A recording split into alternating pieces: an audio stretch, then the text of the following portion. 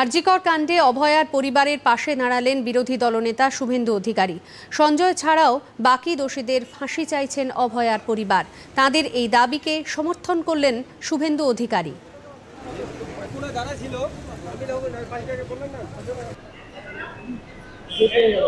মৃতের পরিবার capital punishment মানে ফাঁসি চাইছে, কিন্তু মৃতের পরিবার যে অভিযোগটা করছে যে এটা একার কাজ নয় এবং তারা যে রেফারেন্সগুলো দিচ্ছে ওটা টেকনিক্যালি রাইট। তারা ডিএনএর কথা বলছে যে ডিএনএতে মিক্সড এসেছে।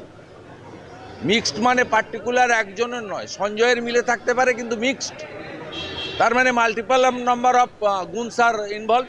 এর পরিবার চাইছে বাকি দোষীদেরকেও চিহ্নিত করে একসঙ্গে ফাঁসির আদেশ দেওয়া হোক। তার মানে এই নয় যে সঞ্জয় রায়ের ফাঁসির ব্যাপারে মৃতের পরিবার বিরোধিতা করছে।